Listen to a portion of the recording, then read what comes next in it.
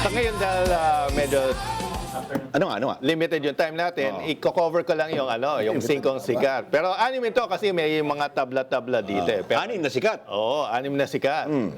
So, ang number 6 dito, Supreme Court. Oy, Medyo ano na yan. The Yung rescue, mga TRO, TRO. Deny nyo. TRO eh. TRO. Then number 5, Philippine Senate Committee Revamp. Ba? Yun, oo nga Senate naman. Committee Revamp. Nagkabalasaan Yung Pag-usapan natin mamaya sa Usapan faction. natin. Oo, yung pag-iba ng mga leadership, mga committee. Sige.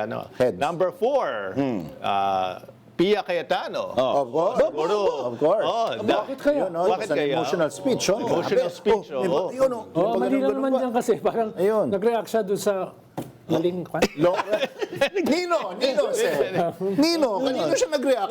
Ganun ba? Parang ganyan. Oy, Kanino siya nag-react? Oh, inaano na siya, kinokonsult na siya. Oh, Parang ganyan. Nagpe-play may audio yan? Oo, kasi sabihan niyo ka ba? Walang audio. Walang audio, nagko-consult. Hindi si Senator Pia.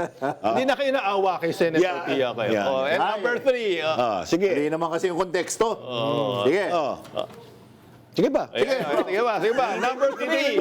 Ayan, number 3 si Jinggoy Estrada. Ayan na, initay ko yung Bakit kaya? mukha. Lapit na yan. Wala ano daw bagong partner si Robin Yeah. Anyway. So, number 2, National Commission of Senior Citizens. Kailangan natin tulungan Kailangan yan. natin mga may digital ID na. Oh. Kilala ko Daming video, pinakita Kilala ko isang champion ng mga senior citizens ng Pilipinas. Siyempre, si Kong Ann Matibag. Oy, Yun.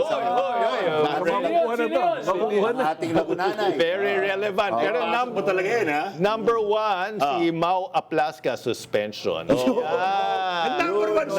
Number 1 search sa Number 1 sa kapal ng mukha. Ano ba? sinners na mga kababayan natin. Pero mga pulis ka, hindi mo alam na bawal magpaputok sa law enforcement. Akala ko Civil yan. Baka pa naman mag-comment si Director. Akala siguro police pa rin siya. May isang interview nga siya. Directorate for Operations pala siya dati. So sa rules of engagement, sabi niya, hindi daw yun. Pero siya pala yung sulat nun eh. Binasahan siya ng Binasahan mismo siya. sinulat niyang manual.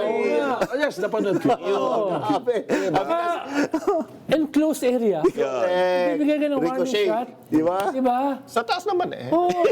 Kahit naman kami ni Guido na bobo sa baril. Si Sek Hindi namin gagawin yun. Yung mga 22 namin. Di ba AK-47? AK-47. Pinibigay na yung mga AK-47 kasama ng DVD. Wala!